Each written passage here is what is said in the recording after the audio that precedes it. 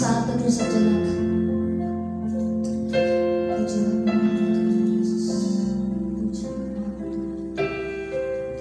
Kami datang kepada Yesus. Tuhan belas kasih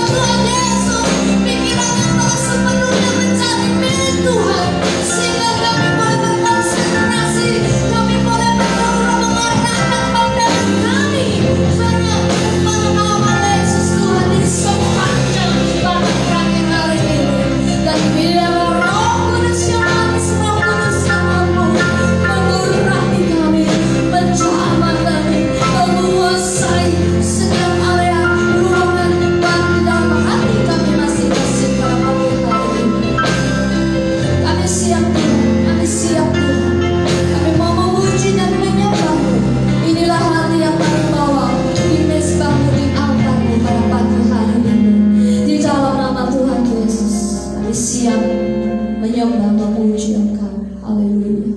Amin.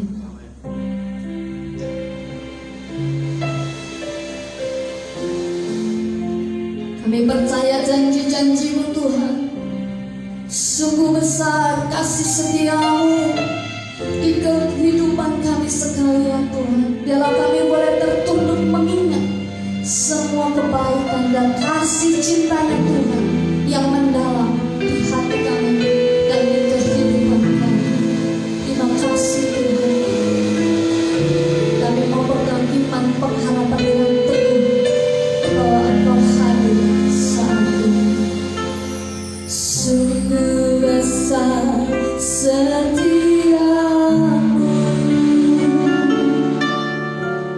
Kau nyatakan bagiku.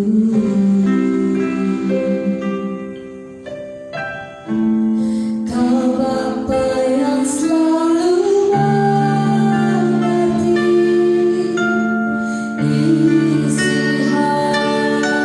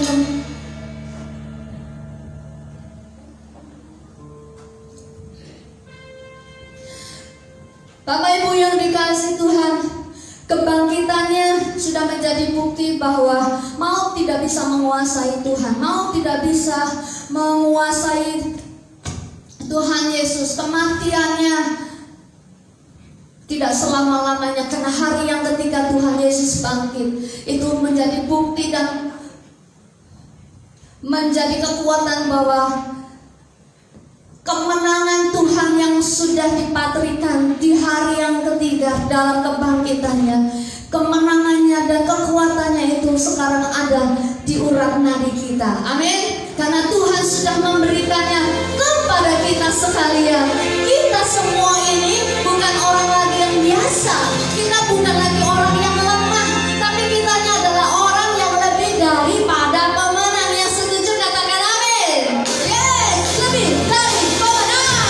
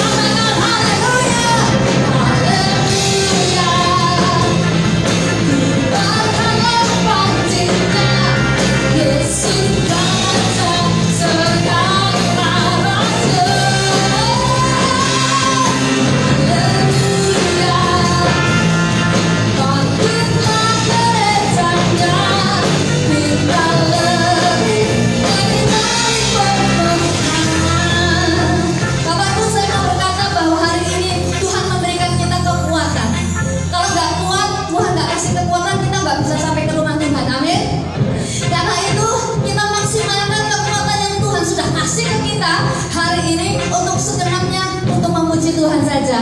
Yang kuat kakinya bisa melompat, bisa menari. Tapi yang tidak kuat minimal tangannya semuanya terangkat untuk Tuhan. Amin. Lebih dari pemenang.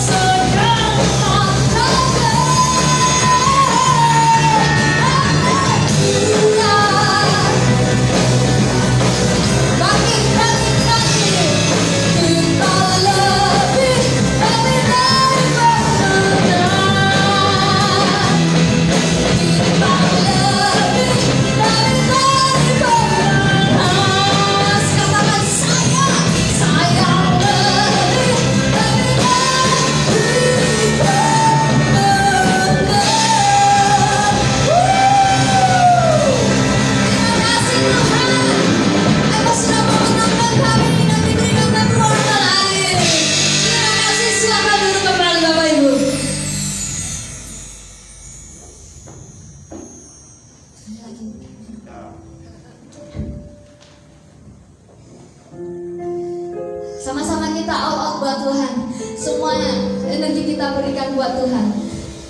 Dan seperti saya, Tuhan boleh disenangkan dengan apa yang kita lakukan di sepanjang ibadah pagi hari ini. Tapi kalau kita loyo, mungkin Tuhan melihat sedih. Waduh, wis tak kei kekuatan kok sik loyo piye iki? Aku kudu piye? Mungkin Tuhan berpikir gini, aku kudu piye ngeki apa meneh? Tapi karena melihat kita penuh antusias dan sukacita bergembira bersorak-sorai, Tuhan tersenyum melihat kita dan Tuhan disenangkan. Beri kemuliaan sekali lagi bagi Tuhan. Haleluya, puji nama Tuhan. Saya mau berkata sebentar sebelum kita persiapkan hati untuk mendengarkan firman Tuhan. Saya mau katakan bahwa batu yang menutupi kubur Tuhan Yesus itu terbuka karena kuasa Tuhan lebih dari kuasa manusia yang menutup pintu kubur itu. Dan kuasa Tuhan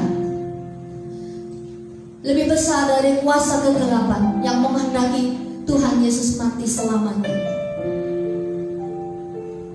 Dan kita melihat fakta dan firman Tuhan mengatakan bahwa tidak ada yang bisa menghalangi kebangkitan Tuhan. Semua terjadi karena kuasa Tuhan itu lebih dari semua kuasa yang ada di muka bumi ini, saudara. Yang setuju katakan amin. Kalau kuasa Tuhan saja sanggup membukakan pintu kubur Tuhan dan Tuhan dapat keluar dan bangkit, saya yakin dan percaya apapun yang kita hadapi hari ini, Tuhan sanggup membuka pintu kematian di dalam hidup kita. Pintu kematian dalam rumah tangga, hubungan yang sudah hambar dengan pasangan kita. Ya, kematian karena pekerjaan kita yang tidak ada progresnya sama sekali, tidak ada perkembangan sama sekali. Dan mungkin kematian dalam keuangan kita tidak mengalami kemerdekaan dalam keuangan kita tidak mengalami kemenangan di dalam keuangan kita. Bahkan yang ada mungkin kita diperbudak oleh pekerjaan kita, sehingga kita tidak punya kesempatan dan memberi waktu untuk beribadah kepada Tuhan. Karena kalau saya tidak kerja hari Minggu, mana mungkin saya cukup untuk menghidupi satu minggu berkeluarga saya? Mungkin, tapi itu adalah pintu kematian kita, Bapak Ibu. Itu artinya kita tidak percaya bahwa kuasa Tuhan sanggup mencukupi kita. Amin. Bahwa kuasa Tuhan sanggup menghadirkan mujizat, berkat yang tidak pernah kita pikirkan, Tuhan sanggup kirimkan itu buat kita. Yang setuju katakan amin. Yang kita lakukan hari ini adalah kita buka hati kita yang tertutup itu, pintu kematian, pintu hati yang sudah hambar, pintu hati yang sudah tidak bisa lagi percaya akan kuasa Tuhan. Kita buka lagi hari ini, Bapak Ibu, dan mulai melihat bahwa kuasa Tuhan sanggup terjadi dan mengubahkan hidup kita, memulihkan hidup kita. Tulang-tulang yang mati daripada Tuhan Yesus sanggup dihidupkan oleh kuasa dari sorga. Maka setiap tulang-tulang masalah dalam hidup kita, mau hubungan dengan pasangan kah, keluarga, dengan anak, atau masalah pekerjaan dan masalah keuangan, percaya. Hanya itu saja yang perlu kita lakukan. Percaya dan singkirkan pintu yang menutupi kita untuk percaya kepada Tuhan hari ini. Siap Bapak Ibu? Mari siapkan hatimu untuk kita mendengarkan firman Tuhan. Setiap tetes air mata Tuhan melihat dan tahu.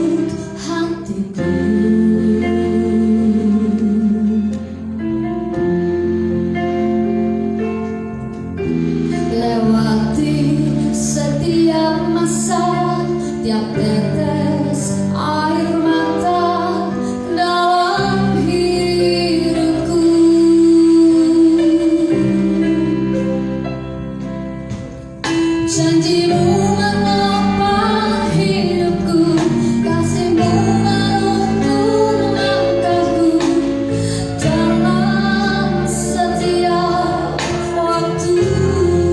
Katakan penolongku,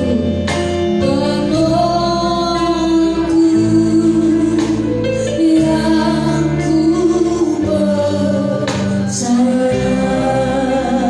Dengan segenap hati katakan terima kasih Tuhan.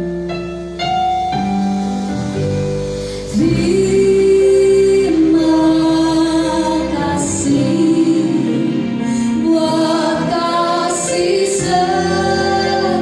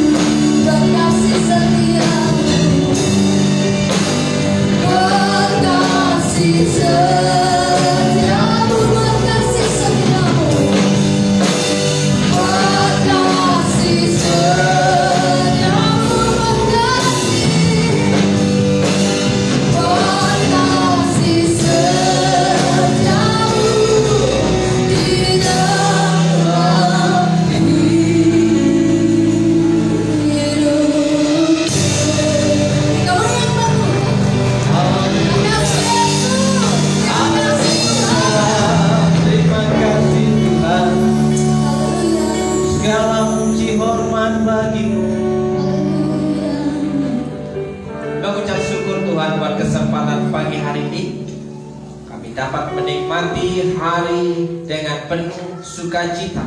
Kami dapat menikmati hari dengan penuh kegembiraan. Di mana pagi hari ini kami masih menghirup udara dengan gratis. Kami mengucap syukur buat kebaikan-Mu Tuhan. Dan pada pagi hari ini kami mau mendengarkan kebenaran firman. Beri kami kekuatan untuk mengerti dan melakukannya. Urapi hamba, lawan setiap umat-Mu yang mendengarkan dan merenungkan serta menghidupi kebenaran firman Tuhan dalam kehidupannya. Orang yang setia di dalam Tuhan adalah orang yang melakukan kebenaran firman Tuhan. Terima kasih Tuhan. Kami mempercayai apa yang menjadi isi hati-Mu dalam Alkitab. Dan kami rindu firman-Mu mengubah kehidupan kami. Hari ini, hari esok sampai Tuhan datang yang kedua kali. Terima kasih Bapa, dalam berkat nama Yesus yang siap untuk menikmati berkat firman Tuhan, katakan amin. Amin. Silakan.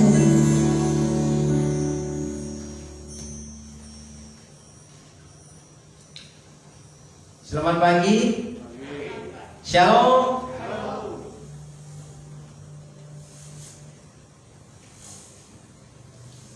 Bapak Ibu Saudara yang dikasih Tuhan, hari ini minggu yang terakhir di bulan April, di bulan-bulan di mana orang Kristen gereja memperingati Paskah, saudaraku yang dikasih Tuhan.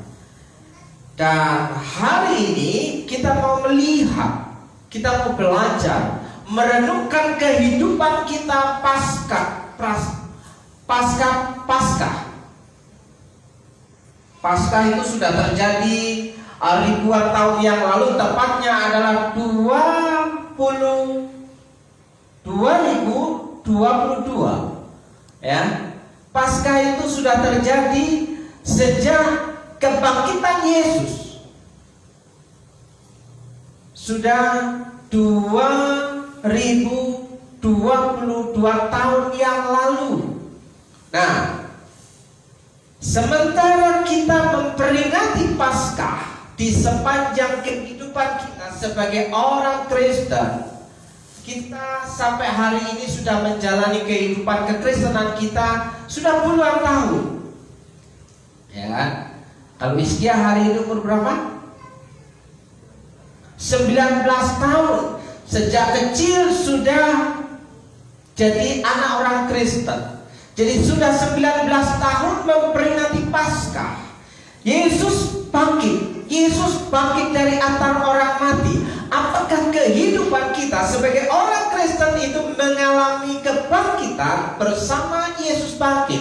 Nah, Ibu Bapak Saudaraku yang dikasih Tuhan, hari ini kita akan sharing tentang bukti kebangkitan, ya. Bukti kebangkitan di mana Yesus sudah bangkit itu menghisap orang yang percaya kepada Yesus. Kebangkitan Yesus itu akan membawa kehidupan kita mengalami perubahan demi perubahan yang lebih baik. Nah, saudaraku yang dikasih Tuhan, makanya kebangkitan itu butuh pembuktian. Ada banyak orang di luar sana tidak percaya kalau Yesus itu bangkit. Ada banyak orang di luar sana tidak percaya kalau Yesus itu mati. Ya. Tapi faktanya sampai hari ini orang Kristen itu ada karena Yesus telah bangkit. Tanpa ada kebangkitan Yesus dari antara orang mati, maka tidak ada orang yang disebut Kristen. Ya. Kenapa ada orang Kristen? Karena ada kebangkitan Yesus yang mempercayai Yesus sudah mati dan bangkit pada hari yang ketiga sesuai dengan kitab suci. Maka di situ ada pengikut-pengikut yang percaya kepada Kristus, yang disebut dengan Kristen. Kristen itu sesungguhnya bukanlah suatu agama, karena agama penuh dengan peraturan. Percaya atau tidak, setiap agama memiliki aturan-aturan baku. Tapi Kristen itu sesungguhnya adalah kehidupan kita, ya, yang mengikuti jejaknya Kristus. Jadi Kristen itu disebut Kristen yang pertama kali di kota Antioquia itu karena menjadi pengikut Kristus. Kristen itu sebenarnya adalah suatu ejekan, saudaraku. Kristen itu adalah suatu olok-olokan, sehingga orang yang menjadi pengikut Kristus itu disebut Kristen. Jadi Kristen itu sebuah ejekan, sebenarnya bukan agama. Kalau Bapak Ibu memakai label di KTP Bapak Ibu Saudara ada kata Kristen, agama Kristen, itu karena hidup dalam suatu komunitas di tengah-tengah bangsa ini. Saudara, yang di luar negeri ada banyak yang kita lihat bahwa dalam kartu tanda penduduk mereka tidak ada kolom agama. Di Indonesia ada keterangan agama Kristen, saudaraku. Nah, sesungguhnya kekristenan itu bukanlah agama, tapi mengikuti jejaknya Tuhan Yesus.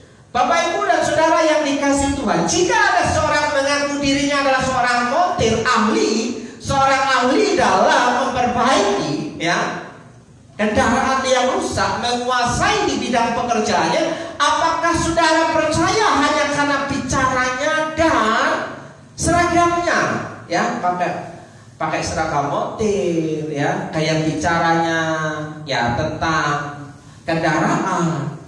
Apakah saudara akan begitu saja percaya kalau dia itu seorang ahli?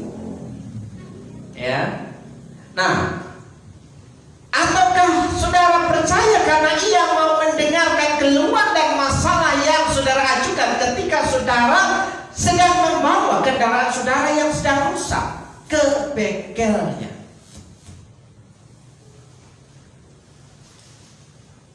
Mulai memeriksa kendaraan kita dan mulai menganalisa kerusakannya dan mulai melakukan tindakan. Bukti yang mana yang lebih akurat dan kuat bahwa seorang yang mengaku sebagai seorang yang ahli di bidangnya, contohnya adalah seorang montir, ya kan? Tukang memperbaiki kendaraan yang rusak, itu bukan karena kita mendengar omongannya saja, bukan karena ia memakai seragam, ya, baju yang dipakai, penampilannya saja, tapi kita melihat bagaimana sikap dia menghadapi customer, menghadapi orang yang sedang minta pertolongan untuk memperbaiki kendaraannya. Terus mendengarkan keluhan kita. Tidak pernah ada dokter itu langsung memberikan obat, ya, ketika kita datang pasti ada yang namanya sesi wawancara. Bapak, Ibu, dan saudara, perhatikan kalau Bapak Ibu pergi ke dokter.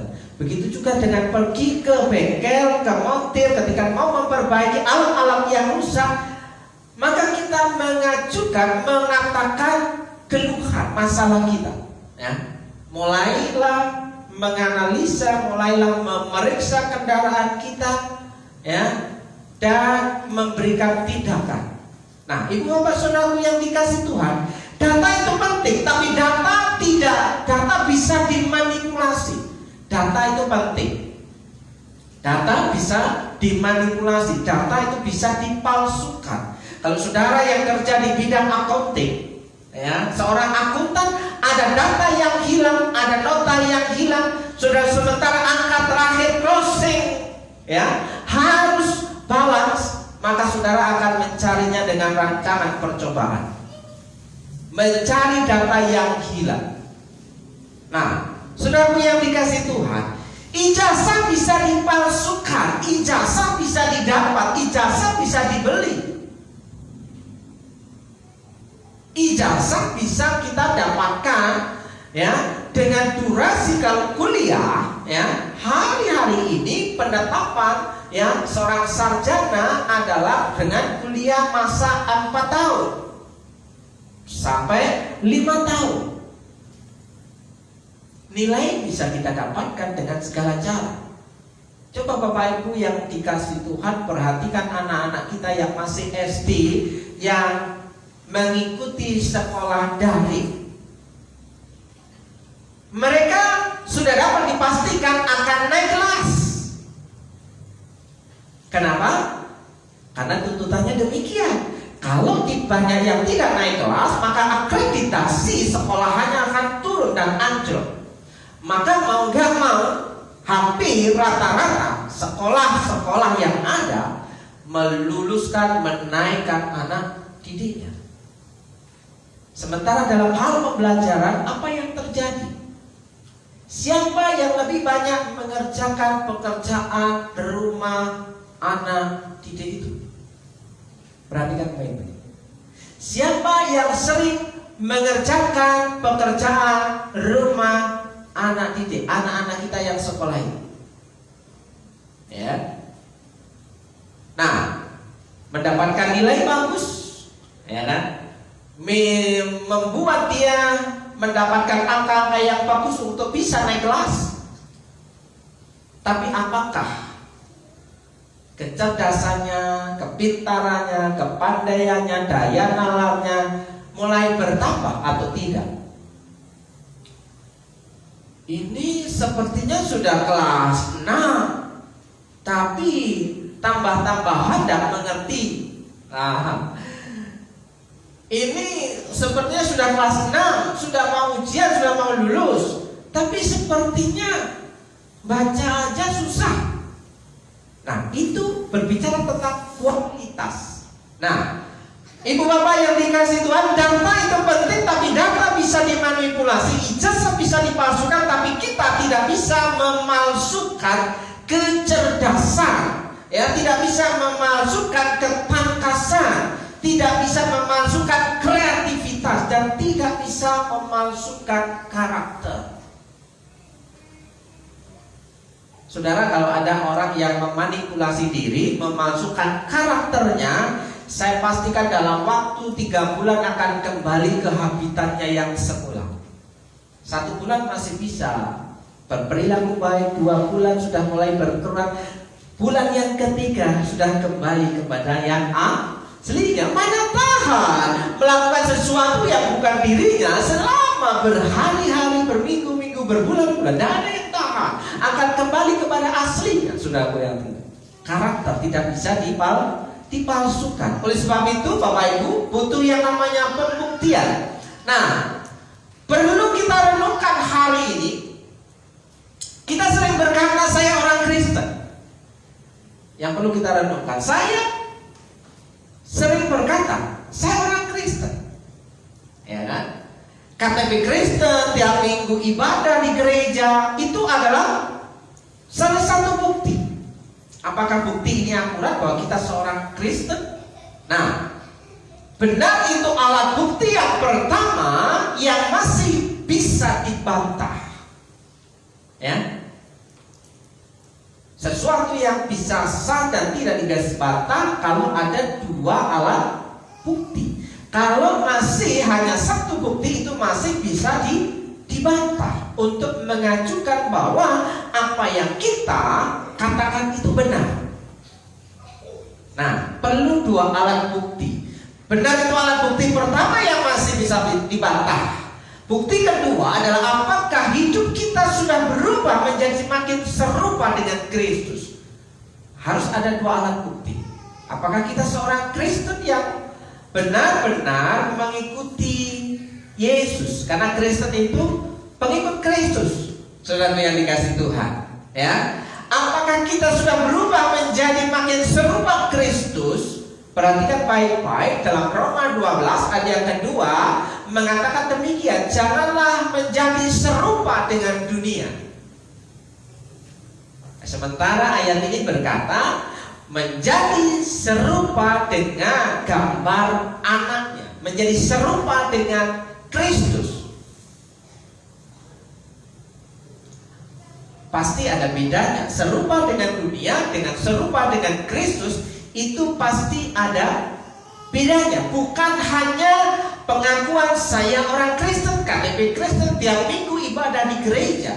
itu hanya salah satu bukti. Dalam Roma 8 ayat 29, sebab semua orang yang dipilihnya dari semula, saudara perhatikan baik-baik ayat ini, bahwa saudara menjadi orang Kristen itu sudah dipilih Allah dari sejak semula. Jadi menurut ayat ini, ibu bapak saudara adalah orang-orang pilihan, orang-orang spesial. Nah, mereka juga ditentukannya dari semula untuk menjadi serupa dengan gambaran anaknya.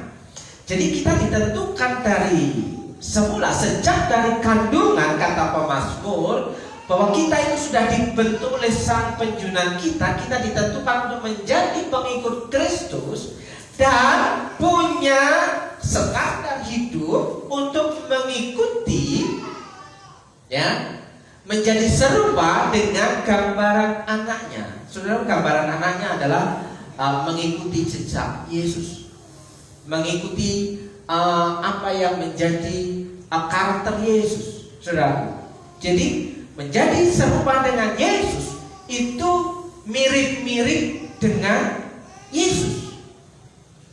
Makanya ada firman di Roma 12 ayat 2, jangan kamu menjadi serupa dengan dunia. Apa yang mirip dengan Yesus? Ya ada banyak. Ada banyak mirip dengan Yesus.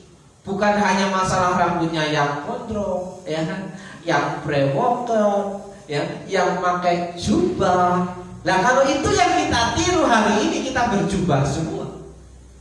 Saudara nggak bisa ya memakai kain yang berwarna dua kalau mengikuti Taurat. Saudara harus memakai jubah dengan satu kain, satu warna. Nah, kan jadi masalah. Nah, di sini ada warna merah, ada warna hitam, ada warna coklat, ada warna biru. Ya, Hizkia itu warna hitam, merah, ya, toska, putih. Ada banyak macam. Itu sudah nggak sah. Sudah nggak sah. Dalilnya sudah nggak sah untuk mengikuti ibadah. Ibadahnya bakal kalau mengikuti hukum Taurat tentang cara saudara berpakaian. Apakah menjadi serupa dengan Kristus hanya berbicara masalah penampilan? Bukan hanya sekedar itu. Saudaraku yang dikasih Tuhan, ada banyak orang Kristen yang memakai kalung salib, tapi kehidupannya tidak disalibkan. Ya.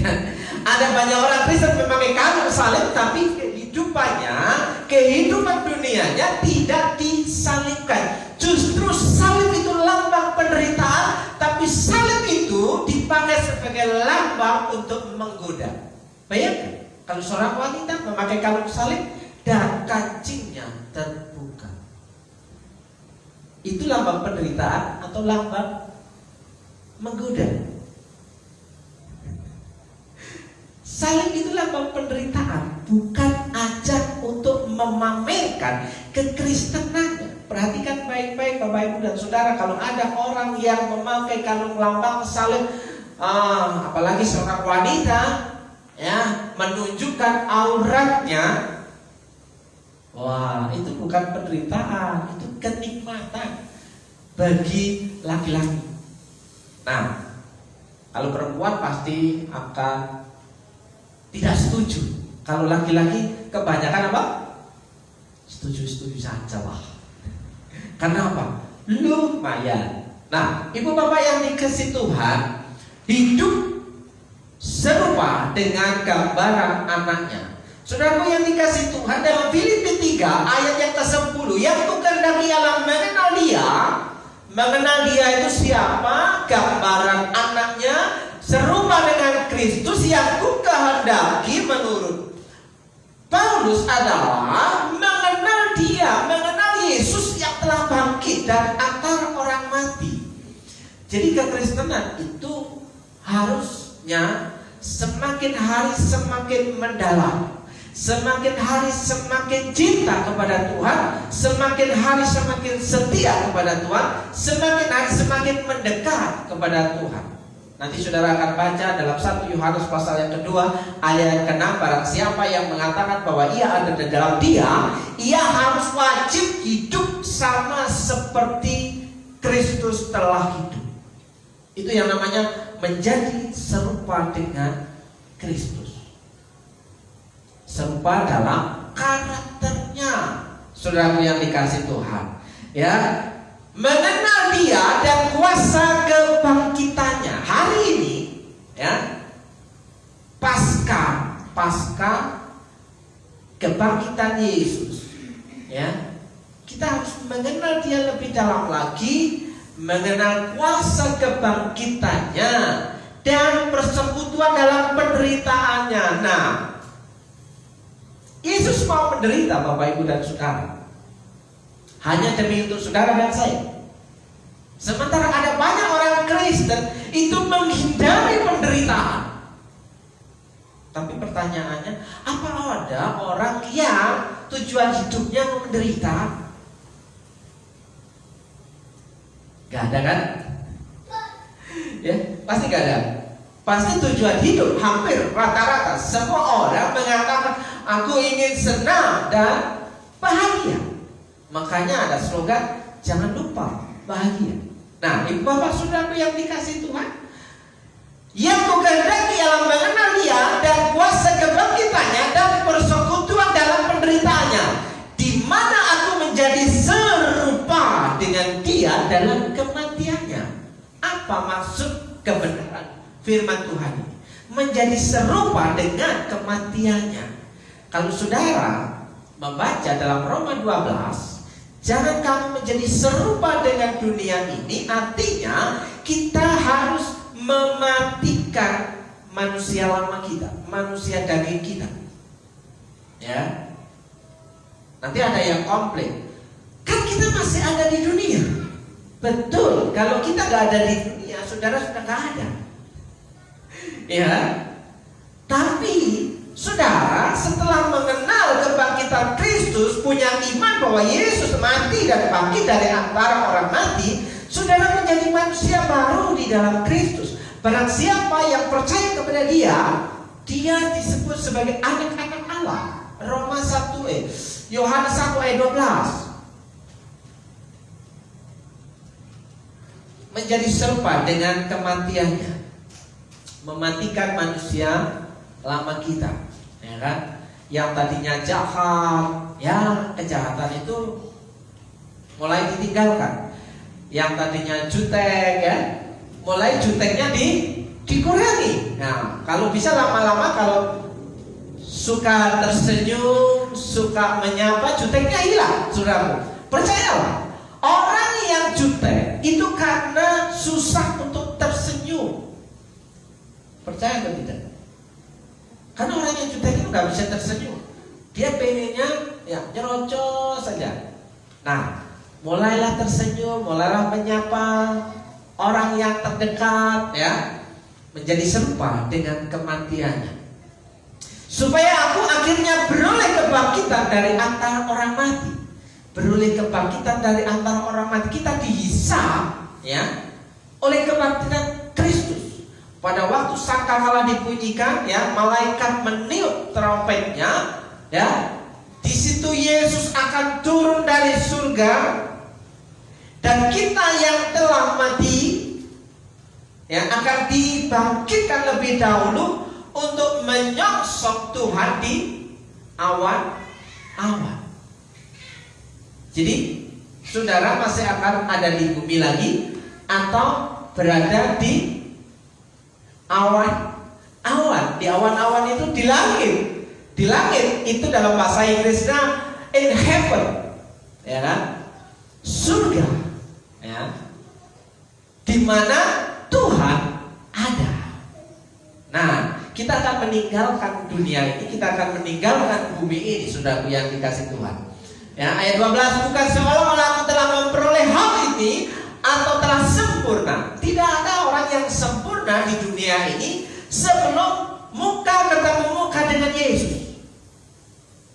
Kita belajar menuju kesempurnaan, menuju keserupaan dengan Kristus sampai kita berjumpa dengan Tuhan.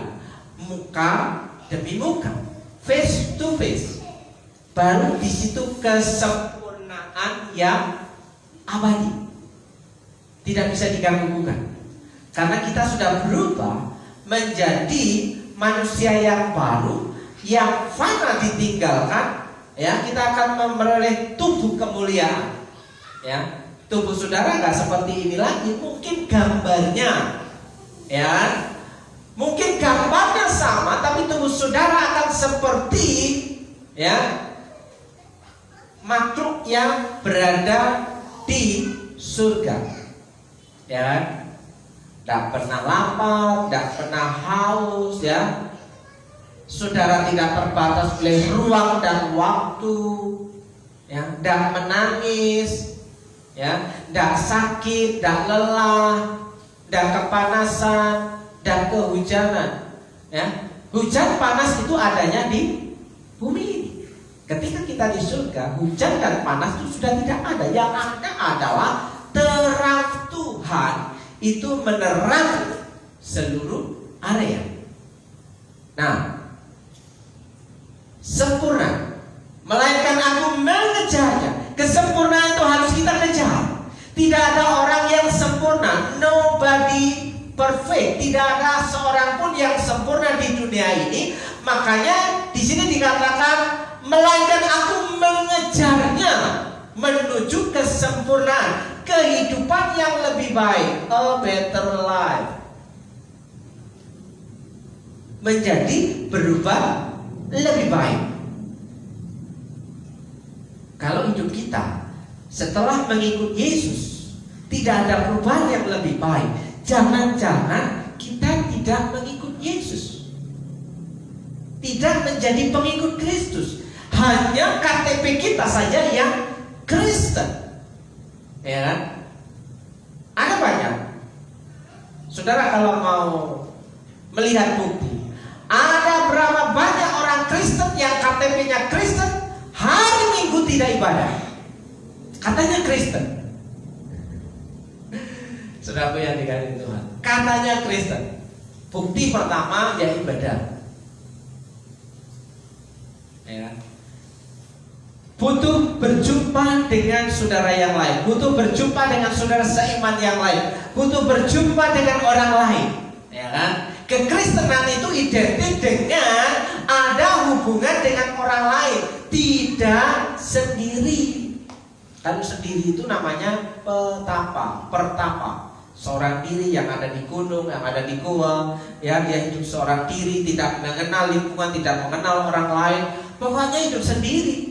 Saudara, kekristenan itu bukan kesendirian, tapi kekristenan itu adalah kebersamaan. Yang setuju katakan amin. Ya, kalau saudara membaca di Kisah Para Rasul, ya, setelah hari berkumpul di rumah Tuhan, membaca firman Tuhan, berdoa, makan bersama-sama. Komuni itu kumpul bareng-bareng, ya, tidak sendirian. Kalau saudara membaca Ibrani pasal 10 ayat 25, janganlah engkau menjauhkan diri dari pertemuan ibadah. Artinya kita disuruh untuk membaur dengan orang lain, supaya kita nanti ketika masuk surga tidak kaget. Nah, kembali saya bicara surga lagi. Ketika kita mau masuk surga tidak kaget, wih rame banget gitu kan. Kalau surganya sepi, wah salah tempat. Wih rame banget, mereka pada bersuka cita, ya, glory glory haleluya. Ya, kita cuma jadi penonton di surga. Kamu kayaknya lo salah masuk gitu ya. Kenapa? Kamu cuma terheran-heran di sini. Kalau ketemu malaikat, sudah yang dikasih Tuhan. Nah, perlu yang namanya mengejar kesempurnaan. Kalau aku dapat juga menangkapnya. Saya pastikan saudara akan menangkap kesempurnaan itu ketika muka ketemu muka dengan Tuhan, ketika Tuhan Yesus datang yang kedua kali. Jadi Sempurna itu sebuah proses menuju kehidupan yang lebih baik. Nah, karena aku pun telah ditangkap oleh Yesus Kristus. Paulus telah ditangkap oleh Yesus. Artinya Paulus itu telah menjadi pengikut Yesus. Bayangkan, Paulus itu adalah orang yang radikal. Paulus itu adalah, kalau boleh kita bilang, adalah orang yang jahat. Kenapa jahat? Kerjaannya provokasi, kerjaannya adalah persekusi. Persekusi itu adalah menganiaya orang yang sedang beribadah. Itu kerjaannya Paulus sebelum dia berjumpa ditangkap oleh Yesus Kristus. Paulus itu adalah orang yang suka menganiaya orang Kristen. Tapi ketika ditangkap oleh Yesus, dia berjumpa dengan Yesus. Ketika dia mempercayai bahwa Yesus adalah Tuhan, hidupnya berubah 180 derajat. Dia menjadi pengikut yang setia. Yang tadinya jahat, udah pernah ya, udah biasa ya.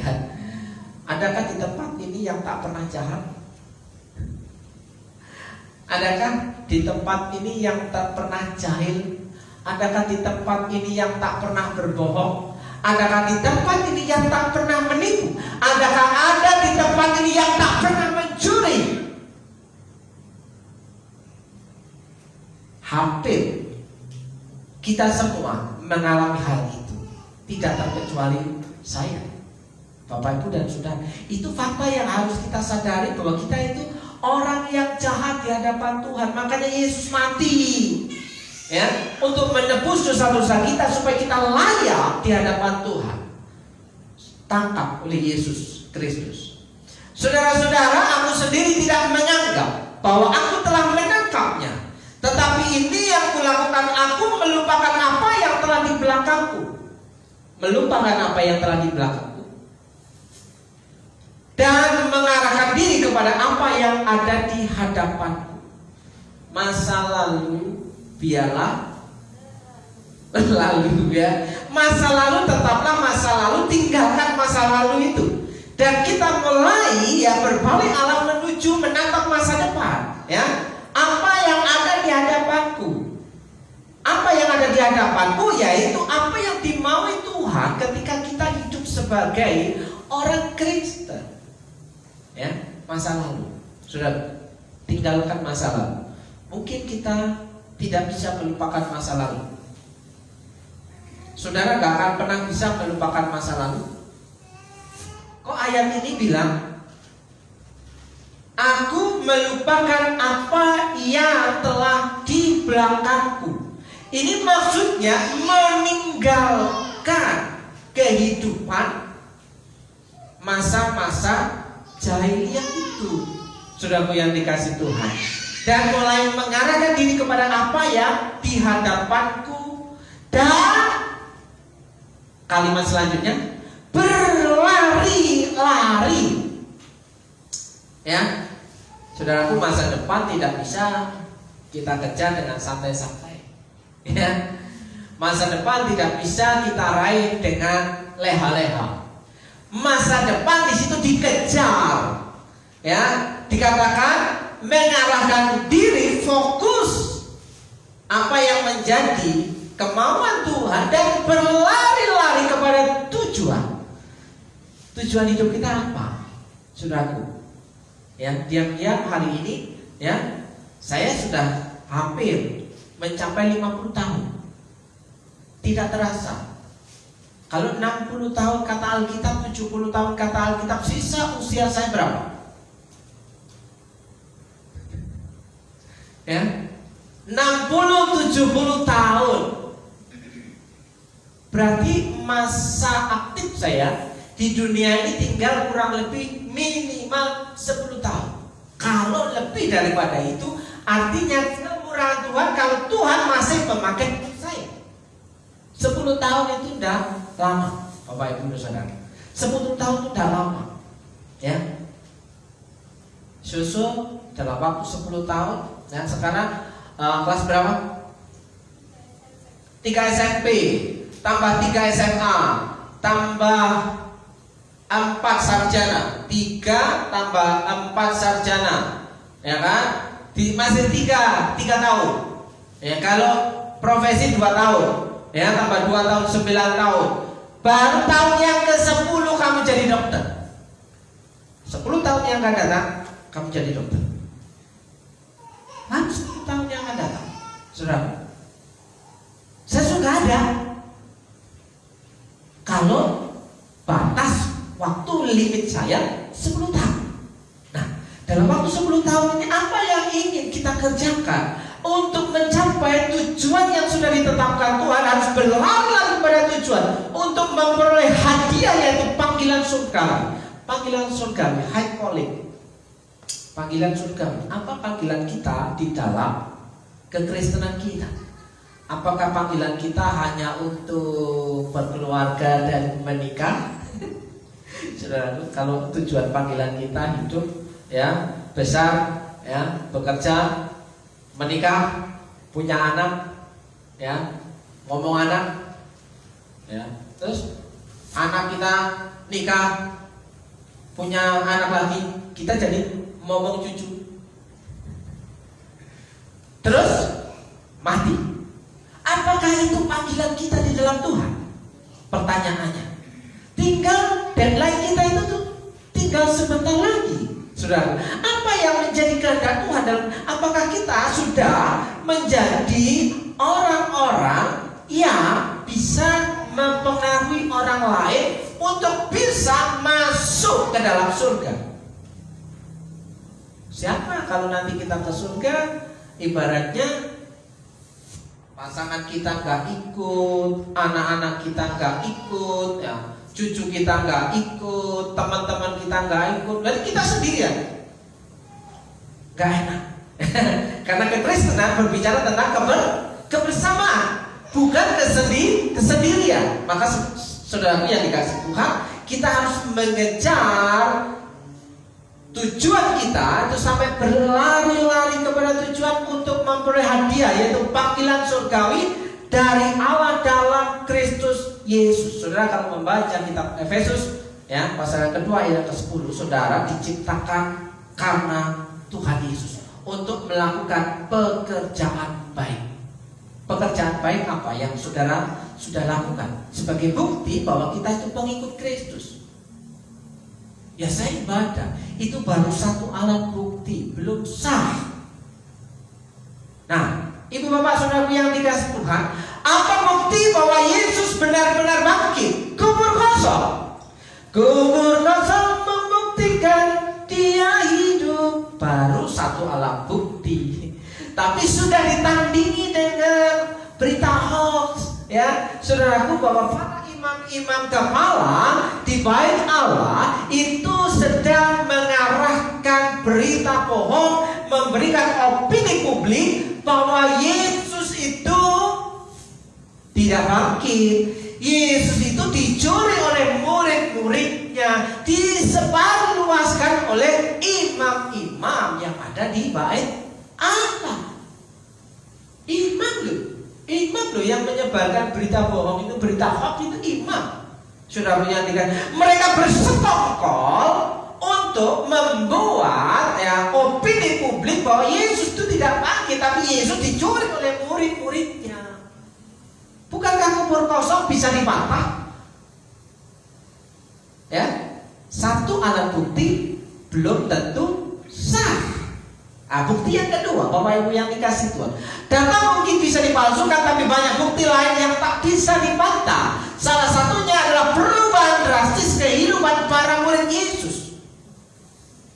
Ya, bukti yang selanjutnya adalah perubahan drastis, perubahan hidup para murid yang percaya kepada Yesus yang telah mati dan bangkit sesuai dengan kitab suci. Bapak Ibu dan Saudara, yang pertama dari ketakutan menjadi pemberani. Saudara perhatikan kalau membaca kitab Injil, saudara akan membaca bahwa setelah Yesus mati, semua murid-murid berkumpul di suatu ruangan yang tertutup. Mereka takut kepada orang-orang Yahudi, kepada orang-orang Romawi. Saudara perhatikan, mereka bersembunyi dari satu ke tempat yang lain dan tertutup. Ingat, ya. Kalau saudara membaca Alkitab, berani tampil beda, tak gentar di penjara dan tidak takut mati. Pada akhirnya murid-murid Yesus itu yang lakukan. Tahukah saudara? Murid Yesus ada yang mati martir, matinya tidak sewajarnya. Dia mati seperti biasa. Kalau Yesus mati dengan keadaan berdiri disalibkan, tapi salah seorang murid Yesus, dia mati dalam kondisi terbalik dalam tiang salib. Bukankah mengikut Yesus dalam dunia ini ada banyak hal yang bisa terjadi dalam kehidupan kita, tapi endingnya adalah saudara memperoleh kehidupan yang kekal di surga.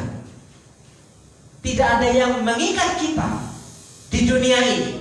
Ya, kalau kita sudah satu area dengan Tuhan, ya, dari ketakutan menjadi pemberani, berani tampil beda, ya, tak gentar, ya, tak gentar. Resiko untuk memberitakan bahwa Yesus itu Tuhan adalah sidang pengadilan agama. Resiko untuk menjadi pengikut Kristus adalah kita akan mengalami yang namanya penganiayaan. Saudara bersyukur masih aman. Di tempat-tempat lain sudah nggak aman. Saudara membaca berita, ya, di daerah Cilegon hari-hari ini sedang ada berita yang sedang viral, saudara, yang dikasih Tuhan. Nah, saudara, kita mengalami penganiayaan, penderitaan. Itu bukti bahwa Alkitab benar. Orang yang menjadi pengikut Kristus tidak jaminan bahwa hidupnya mengalami yang namanya aman-aman saja. Buktinya apa? Ya, banyak orang Kristen yang susah, banyak orang Kristen yang pengangguran, banyak orang Kristen yang mengalami sakit. Itu kan bukti tidak aman-aman saja. Semua orang mengalami. Tapi hal yang berbeda, menjadi pengikut Kristus adalah memiliki sesuatu yang beda, berani tampil beda. Ayat different, ya. Aku berbeda dari orang. Jangan menjadi serupa dengan dunia, jangan menjadi serupa dengan orang lain. Jadi tampilannya juga harusnya juga beda. Yang kedua, Yakobus, saudara Yesus yang semula menganggap Yesus tidak waras. Yesus saja sama saudaranya dibilang dasar ini apa? Saudara membaca Alkitab. Yakobus, saudara Yesus, pernah mengatakan bahwa Yesus itu gila. Tidak waras itu dihaluskan saja. Kalau Alkitab, kalau saudara membaca Alkitab, ya, di Markus pasal 3 ayat 21, dasar orang gila katanya. Alkitab loh yang mencatat. Yakobus pernah ngolok-ngolok ngomongin Yesus bahwa dasar orang gila. Nah, saudaraku, Yakobus yang tadinya seperti itu berubah menjadi saksi Kristus. Ketika ada di Yerusalem, Yakobus berkata kepada banyak orang di Apolos, dengarkan aku mau ngomong. Yang tadinya ngolok-ngolok Yesus, yang tadinya bicara tentang Yesus, dasar orang gila itu, ketika mempercayai bahwa Yesus telah bangkit, Yakobus berkata kepada orang banyak, dengarkan aku mau ngomong bahwa Yesus telah bangkit dari antara orang mati. Radikal, gak takut mati, gak takut dihujat, gak takut malu. Saudara yang dikasih Tuhan, ada banyak orang Kristen yang hidupnya diubahkan oleh Yesus dengan drastis, ya. Paulus yang seorang pembunuh dan penganiaya orang Kristen terdepan dengan membawa memo surat sakti, ya, dari Mahkamah Agama untuk menangkapi orang-orang Kristen. Saudaraku, bukankah di Indonesia banyak? Ya, ya, membawa orang buka warung ditutup, ya kan? Saya mendengar, ya, ceramah seorang yang luar biasa. Kalau kita puasa, harusnya kita bisa menghormati orang lain. Bukan kita puasa untuk dihormati orang lain.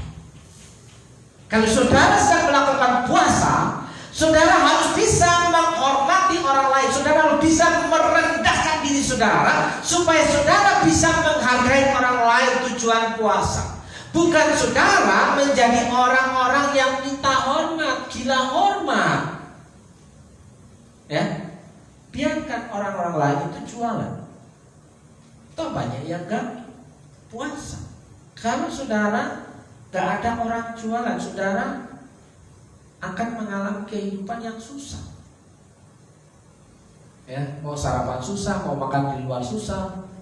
Nah, sementara yang kerja berat, ya kan? Apalagi Bapak Ju yang goes becak, ya, sekali goes kencot. Wah, hanya sekali goes 1 hari nanti, gak bisa berkali-kali goes. Nah, saudaraku yang dikasih Tuhan, Paulus yang seorang pembunuh dan penganiaya orang Kristen terdepan menjadi pemberita Injil yang paling bersemangat. Wah, luar biasa. Yang tadinya penghujat Yesus, dia akhirnya menjadi pemberita Yesus, ya. Sampai kini ada banyak orang berubah hidupnya karena iman akan kebangkitan Yesus dari antara orang mati. Ada banyak, saudaraku, orang yang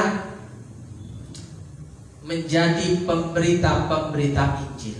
Pemberita Injil itu bukan teori. Ada banyak sarjana teologi yang hanya suka berteori, ya. Misi, beritakan Injil, tapi gak kemana-mana, tidak melakukan apa-apa,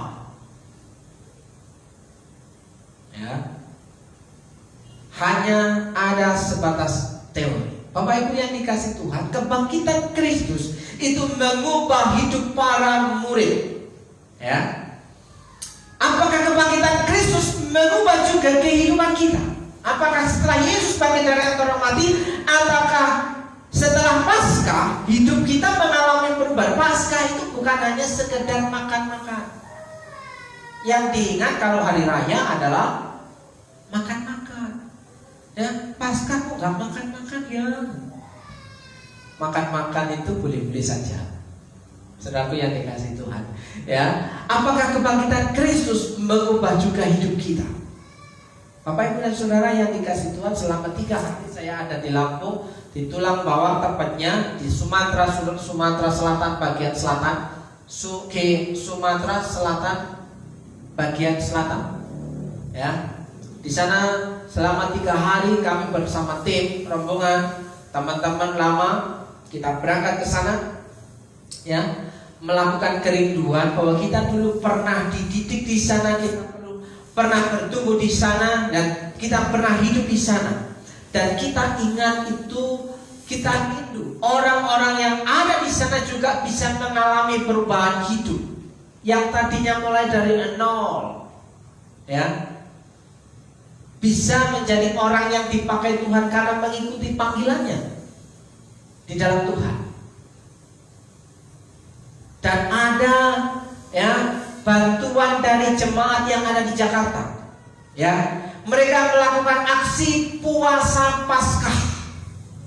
Jadi Paskah itu mereka berpuasa, bukan makan-makan. Aksi puasa Paskah, ya. Di situ ada persembahan dari jemaat di gereja itu, ya. Karena aksi puasa Paskah, dia mulai mengumpulkan, ya, anggaran pengeluarannya yang tidak dikeluarkan, dikumpulkan, dipersembahkan di gereja. Akhirnya terkumpullah di situ, disalurkan, diberikan untuk memberkati orang-orang di luar pulau yang kemarin kami kerjakan di Sumatera. Saudaraku yang dikasih Tuhan, kehidupan kita harus berubah. Paskah adalah momen bersejarah di mana kita hidup mengalami perubahan karena iman kepada kebangkitan Kristus, ya. Sebab di dalamnya nyata kebenaran Allah yang bertolak dari iman dan memimpin kepada iman, seperti ada tertulis, orang benar akan hidup oleh iman. Saudaraku, orang hidup oleh iman, ya. Ketika saya ditelepon diajak sama teman saya yang ada di Jakarta, ikut. Nah, oke. Berangkat. Ya. Pesan tiket sendiri. Sudah berangkatnya, masalah pulang itu urusan mereka. Ya kan? Berangkatnya pesan tiket sendiri. Yang penting kita sudah kumpul untuk siap melakukan pekerjaan baik itu untuk bisa jadi berkat bagi banyak orang. Saudaraku yang dikasih Tuhan, tujuan Tuhan memberkati hidup saudara adalah untuk memberkati orang lain. Sekali lagi saya mau katakan, ya, tujuan Tuhan untuk memberkati saudara, hidup saudara diberkati untuk bisa memberkati orang lain, ya kan? Seperti janji Tuhan kepada Abraham, bahwa kamu diberkati untuk menjadi berkat. Sekarang pertanyaannya, diberkati untuk menjadi berkat itu slogan yang indah banget, Bapak Ibu.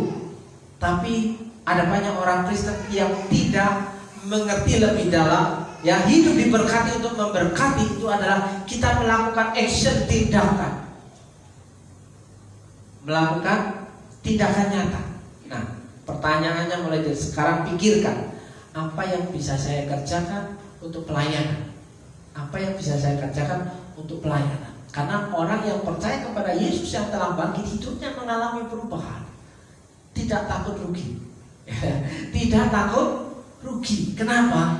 Ya karena ada Tuhan di depan kita. Saudara yang dikasih Tuhan, orang benar akan hidup oleh iman. Ya, dari pesimis menjadi berpengharapan.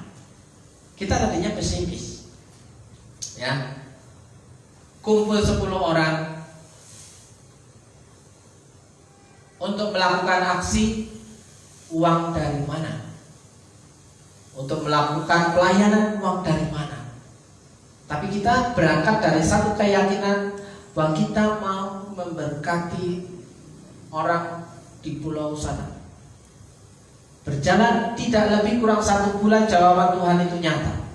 Ya, bahwa Tuhan menggerakkan orang lain untuk menolong, membantu kita untuk melaksanakan misi kita.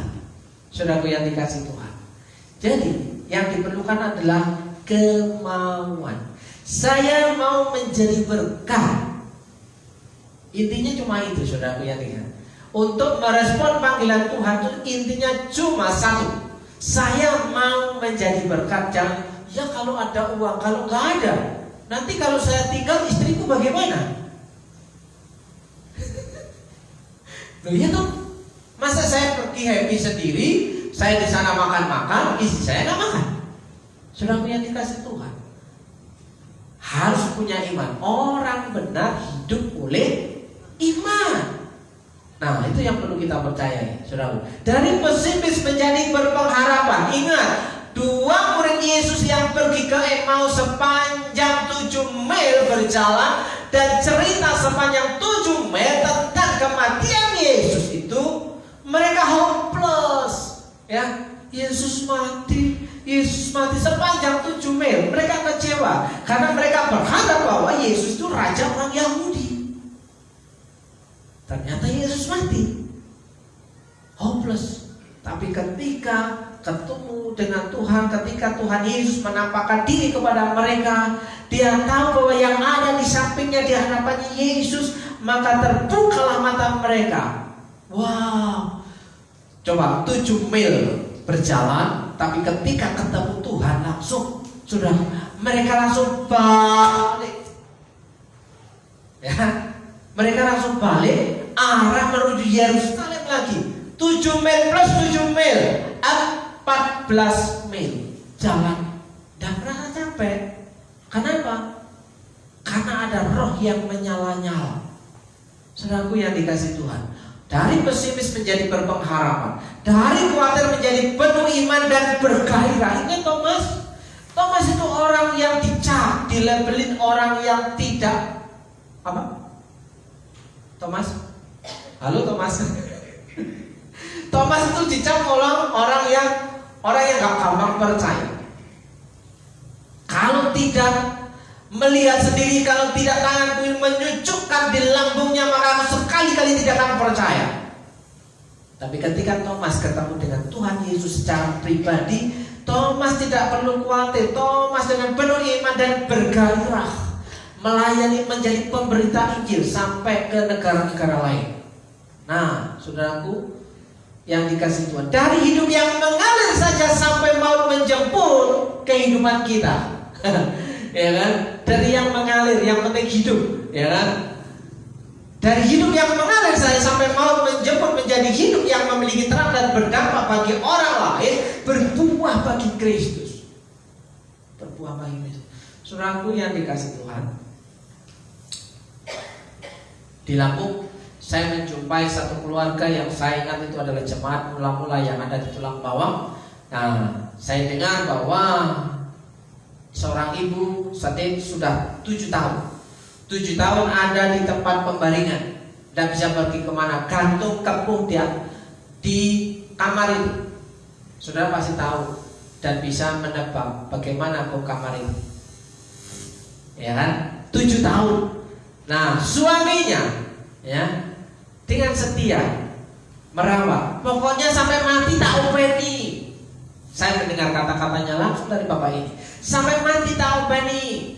Tapi satu kalimat yang tidak bisa saya menghayatinya, kalau boleh Tuhan, kalau Tuhan sudah mau ambil saja, saya ikhlas. Apa artinya, saudara? 7 tahun merawat orang yang sakit, tidak bisa kemana-mana, ya kan? Itu rasanya berat dan lelah. Saya tahu rasanya berat dan lelah, dan saya tidak membantahnya. Kalau memang Tuhan mau ambil, saya ikhlas. Saudara, memberi penguatan bahwa ada kalanya kita mengalami hal yang seperti itu. Keluarga ini masih tetap percaya kepada Tuhan sampai hari ini. Pekerjaannya apa? Pekerjaannya adalah menjadi penunggu kuburan, yang merawat kuburan, yang membersihkan kuburan. Jadi dia hidup dari apa? Kemurahan orang lain. Puji Tuhan, masih bisa menghidupi istrinya yang sedang sakit, tidak bisa apa-apa. Saudaraku yang dikasih Tuhan, ya, dari hidup yang mengalir saja sampai maut menjemput menjadi hidup yang memiliki terang dan dampak bagi orang lain, berbuah bagi Kristus. Mari saudara, kita mengenal kebangkitan Yesus sudah berpuluh-puluh tahun. Mari hidup kita mengalami perubahan, menuju kehidupan yang lebih baik, menjadi berkat bagi banyak orang. Saudara, percaya atau tidak percaya, jika saudara melakukan firman Tuhan ini seperti janji Tuhan kepada Abraham bahwa engkau diberkati, punya tujuan untuk memberkati orang lain, engkau tidak akan pernah kekurangan. Yang percaya katakan amin. Karena ketika engkau mengenalkan, Tuhan akan mulai mengisinya. Amin. Nah, ibu bapak saudaraku yang dikasih Tuhan, hidup berdampak bagi orang lain. Markus 16:19, sesudah Tuhan Yesus berbicara demikian kepada mereka, terangkanlah ia ke surga, lalu ia duduk di sebelah kanan Allah. Duduk di sebelah kanan Allah ini berbicara masalah kuasa, berbicara masalah kualitas, bukan duduk seperti ini. Duduk sebelah kanan ini sebelah kiri, duduk sebelah kanan bukan seperti ini, tapi duduk di sebelah kanan berbicara masalah wewenang, berbicara masalah otoritas, berbicara masalah kekuasaan. Jadi ketika Yesus duduk di sebelah kanan Allah, itu berbicara tentang bahwa Yesuslah penguasa surga. Perhatikan baik-baik, ya. Setelah Tuhan Yesus berbicara dengan mereka, ia diangkat ke surga. Di sana ia memerintah bersama dengan Allah. Ya, duduk di sebelah kanan Allah itu berbicara tentang otoritas kuasa, bahwa Yesus memerintah bersama dengan Allah. Perhatikan baik-baik apa yang dikatakan Yesus dalam Matius pasal 28 ayat yang ke-18. Mereka berkata, Yesus berkata kepada mereka murid-muridnya, kepadaku telah diberikan kuasa di surga dan di bumi. Yesuslah yang terkemuka di surga dan di bumi. Yesuslah yang punya otoritas di surga dan di bumi. Kalau Yesus yang kita sembah itu adalah penguasa surga dan penguasa bumi, harus kita tambah bersemangat melayani Tuhan. Apapun yang terjadi, setiap kesulitan kita pun tidak masalah. Dalam kesulitan kita masih tetap bisa melayani Tuhan. Mereka pun pergilah memberitakan Injil ke segala penjuru dan Tuhan turut bekerja. Jadi pemberita kebangkitan Yesus, Tuhan turut bekerja dan meneguhkan firman itu dengan tanda-tanda yang menyertainya. Maka pengikut-pengikutnya pergi dan menyebarkan berita dari Allah kemana-mana. Dan Tuhan pun turut bekerja bersama-sama dengan mereka dan membuktikan melalui keajaiban-keajaiban bahwa pemberitaan mereka benar.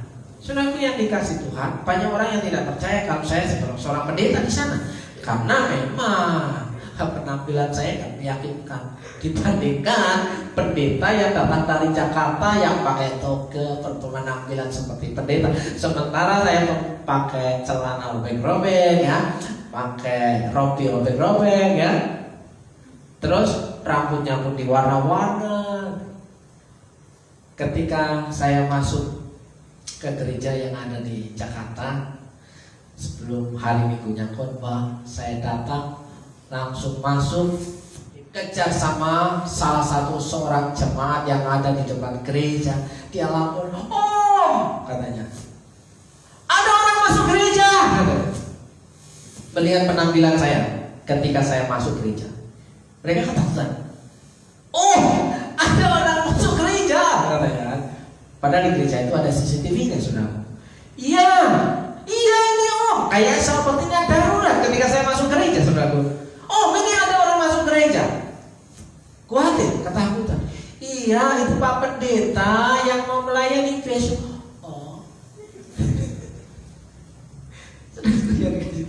Ketika saya sampai Lampung pun, banyak orang yang gak kenal, tidak yakin kalau saya itu pendeta. Ketika saya dikenalkan yang baris bareng-bareng bahwa kita ini sebenarnya orang-orang lama yang dulu pernah ada di gereja ini, yang sekarang melayani Tuhan di mana-mana, di tempat ya, di bagian wilayah Indonesia ini, dan kami hari ini pulang untuk menjadi berkat, memberitahu bahwa dimulai dari nol pun bisa Tuhan pakai. Ya, saya sebenarnya pendeta. Memperkenalkan diri, ya saya sebenarnya pendeta. Kalau Bapak Ibu Saudara nggak percaya, ya sudah. Saudara ya dikali, itulah uniknya, saudara. Tapi, saudara, untuk masuk di kalangan-kalangan anak-anak muda yang rusak, saya gampang sekali, saudara. Mau saya sama seperti mereka. Nah, memang sasaran utama ya adalah untuk orang-orang yang rusak. Kalau untuk orang-orang baik kan nggak perlu didampingi sebenarnya. Orang-orang yang sudah benar kan dia bisa melakukannya sendiri. Tapi untuk orang-orang yang tidak baik, orang-orang jahat, orang-orang yang rusak, itu kita perlu masuk, saudara yang dikasih Tuhan. Itu salah satu alasan saya punya penampilan yang seperti ini. Bukan gaya-gayaan. Ya, saudara yang dikasih Tuhan, salah satu cara untuk menjadi pemberita Injil, ya, dan Tuhan turut bekerja bersama-sama dengan mereka dan membuktikan melalui keajaiban-keajaiban bahwa pemberitaan mereka benar, berdampak bagi orang lain. Yang pertama, jadilah seorang pekerja. Tidak ada yang nganggur. Setiap orang diberikan tanggung jawab dan tugas pelayanan yang harus dikerjakan. Tidak ada jemaat yang nganggur, harus semua membahu untuk melayani pekerjaan Tuhan. Apakah saudara mulai hari ini bisa tergerak hatinya, terdorong hatinya, Tuhan pakai aku, ya, Tuhan pakai aku, apapun yang terkecil pun akan kulakukan. Kan mulai dari kecil, ya, gak perlu dari besar-besar dulu, ya, apapun yang terkecil akan kulakukan, saya gak akan malu. Tuhan pakai aku untuk melayani pekerjaan Tuhan. Jadilah seorang pekerja bagi Tuhan. Yang pertama, ya, bekerjalah sesuai dengan tugas dan pelayanan tugas dan wewenangnya untuk mencapai tujuan yang sudah tentu. Jadilah orang yang taat dan setia, ya, mengerjakan pekerjaan sesuai dengan wewenangnya. Jangan melampaui wewenangnya. Saudaraku yang dikasih Tuhan, itu orang yang setia dan taat, seperti Musa. Ya, ketika Tuhan memberikan perintah kepada Musa, maka Musa melakukan sesuai dengan tupoksinya. Nah, tupoksi ini berbicara yang dipakai anggota dewan, ya, tupoksi, ya, bekerja sesuai dengan wewenangnya. Di situ bekerja sesuai dengan tugas dan wewenangnya untuk mencapai tujuan yang sudah ditetapkan. Dan yang terakhir, Bapak Ibu, jadilah orang yang dapat diandalkan. Ketika di Lampung, saya tidak tahu. Tadinya saya bertugas dikasih job untuk melayani pemuda, tapi tiba-tiba saya diambil alih, dipanggil, kamu ikut saya. Saya dipakaikan wig jadi baru. Mau nggak mau? Ya, sesuai dengan tujuan menjadi pemberita Injil yang tadinya, ya, melayani bersama teman yang lain, anak-anak muda, tapi tiba-tiba diseret untuk pindah ke anak-anak sekolah minggu, saudara, ya, menjadi baru melayani anak-anak. 200-an anak kumpul, Bapak Ibu plus ibu-ibunya. Bayangkan, kalau 200 anak plus ibu-ibunya kan banyak, belum anak-anak mudanya, Bapak Ibu dan Saudara. Mereka dikasih makan semuanya, ya, mereka dikasih kado semuanya.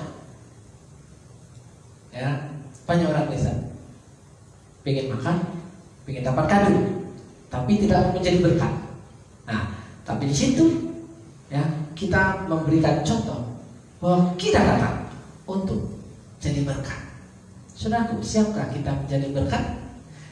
Jadilah orang yang dapat diandalkan, cakap bagi pekerjaan itu. Wajib tugas itu dikenakan bagi yang bisa diandalkan dan dipercaya. Hanya orang yang dapat diandalkan dan dipercaya, dia yang bisa melakukan tugasnya dengan baik. Ya, hanya orang yang bisa dipercaya, yang bisa diandalkan, dialah orang yang akan diperhitungkan oleh Tuhan, yang siap dipakai oleh Tuhan. Kamu pergi-pergi, kamu lakukan ini, tidak perlu mikir dua kali, apakah punya samu atau tidak. Saudaraku yang dikasih Tuhan, yang terpenting, ya, ketika Tuhan memberikan rema, jadilah orang yang dapat diandalkan. Kita harus mulai belajar melakukan banyak. Saudaraku yang dikasih Tuhan, saya buta tentang alat musik. Sebenarnya saya cuma bisa bicara, tapi pendengaran, ya, penglihatan saya pakai untuk melihat dan mendengar. Tapi pada akhirnya lama-lama saya mulai bisa. Tidak pernah belajar. Tanya istri saya. Tidak pernah belajar. Tapi saya berdoa, Tuhan, kalau seandainya gak ada lagi yang lain, maka mau gak mau saya harus turun tangan. Makanya saya belajarnya pakai hati. Nah, saudara, tidak perlu khawatir, ya, apakah kita mau melakukan hal yang lain. Jadilah orang yang dapat diandalkan. Puji nama Tuhan, Bapak Ibu dan Saudara. Kita harus punya yang namanya sadar posisi. Saya mempersilakan pemain musik untuk maju ke depan.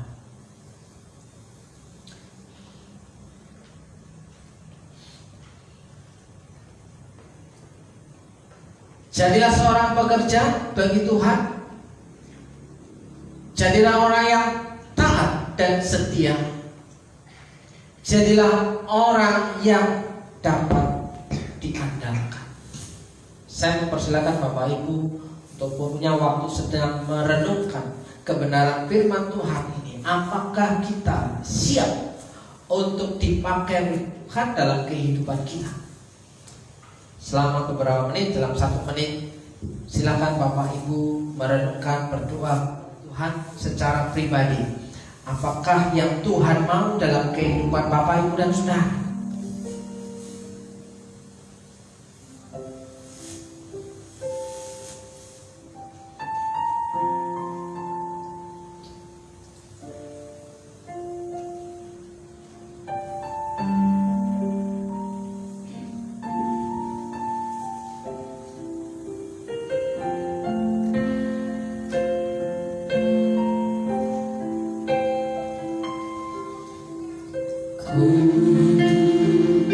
mau seperti-Mu Yesus, disempurnakan selalu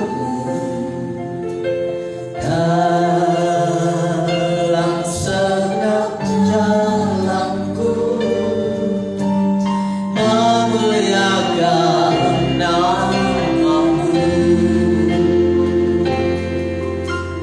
Ku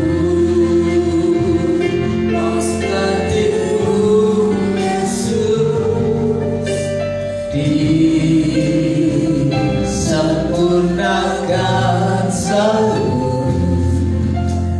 dalam segenap jalanku, memuliakan nama-Mu.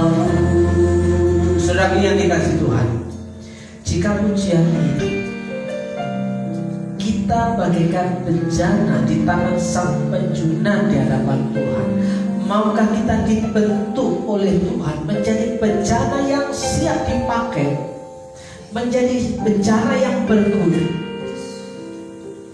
sehingga kita bisa berkata, ku mau seperti Yesus.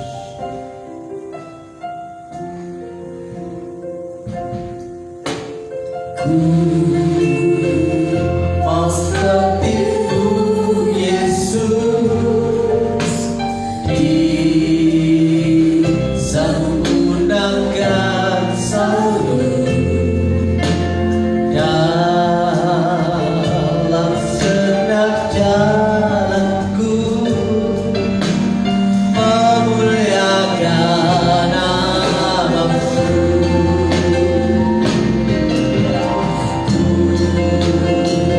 Mau seperti-Mu Yesus,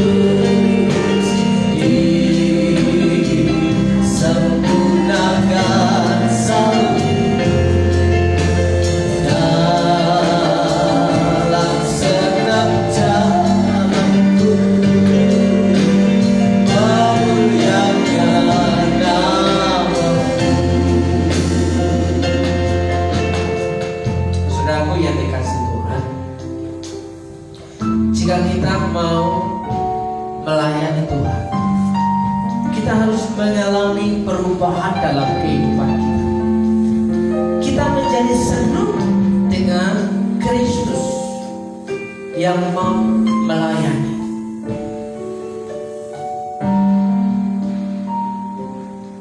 Hanya satu kepentingan, kemuliaan nama Tuhan. Hanya satu kepentingan dalam kehidupan kita, demi memuliakan nama Tuhan. Jika engkau orangnya, kau boleh berkata, menjawab dalam hatimu masing-masing. Tidak perlu orang lain tahu, tidak perlu orang lain mendengar. Ketika Tuhan memanggil dalam kehidupan saudara, siapa yang mau kutus? Seperti Tuhan berfirman kepada Nabi, ini aku Tuhan, utuslah aku. Pakai aku untuk hormat dan kemuliaan. Sekali lagi, ku mau seperti-Mu Yesus.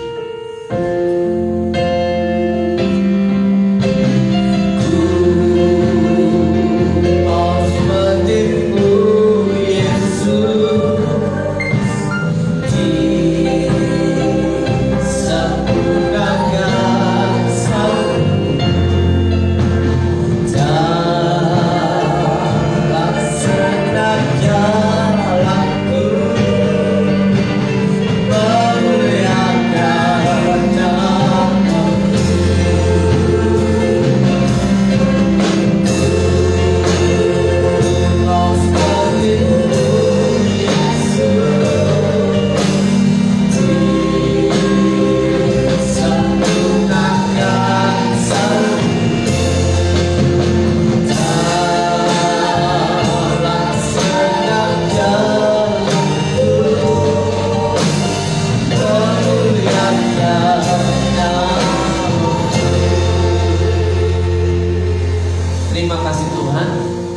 melihat setiap hati jemaatmu di tempat ini.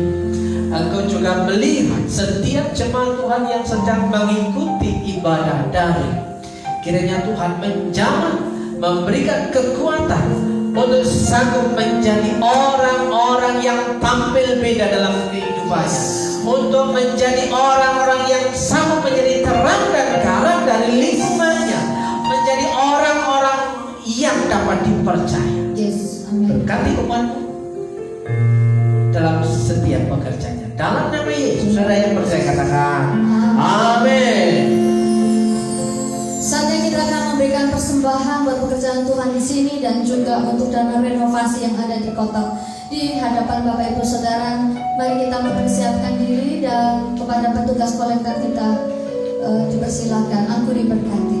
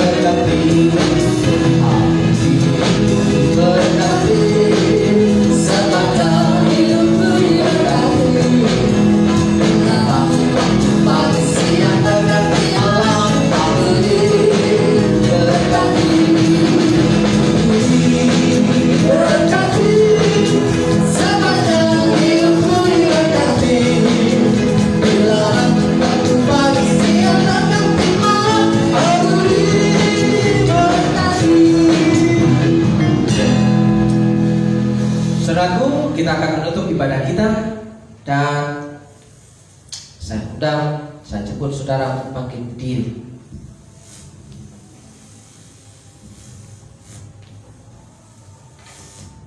Terima kasih Tuhan buat kesempatan pada pagi hari ini, di mana kami masih Tuhan tetapkan menjadi yang percaya kepadamu, dan kami rindu untuk menjadi orang-orang yang terpakai dalam pekerjaan Tuhan. Dan kami mau membawa pulang berkat firman Tuhan pada pagi hari ini. Dan ibu bapak saudaraku, terimalah doa berkat untuk saudara. Jika kau baik-baik mendengarkan suara Tuhan Allahmu dan melakukan dengan setia segala perintahnya yang kusampaikan kepadamu pada hari ini, maka Tuhan Allahmu akan mengangkat engkau di atas segala bangsa di bumi. Segala berkat ini akan datang kepadamu dan menjadi bagianmu jika engkau mendengarkan suara Tuhan Allahmu. Dalam berkat nama Yesus, Tuhan memberkati engkau dan melindungi engkau. Tuhan menyinari engkau dengan wajah-Nya dan memberi engkau kasih karunia. Tuhan menghadapkan wajah-Nya kepadamu dan memberi engkau damai sejahtera. Dalam berkat nama Yesus, Tuhan memberkati hidupmu, Tuhan memberkati rumah tanggamu, Tuhan memberkati pasanganmu, Tuhan memberkati suami, istrimu maupun anak-anakmu, dan siapapun yang tinggal bersamamu dalam berkat nama Yesus. Tuhan perintahkan berkat itu mendatangi keluarga, mendatangi pekerjaan dalam nama Yesus. Tuhan memberkati setiap pekerjaan yang engkau kerjakan. Tuhan memberkati warung, Tuhan memberi toko, Tuhan memberkati usahamu, Tuhan memberkati pekerjaanmu hari kemarin, hari Yesus. Dalam berkat nama Yesus, saudara yang siap untuk mengalami pemenuhan janji-janji Tuhan di dalam kebenaran firman-Nya, katakan amin.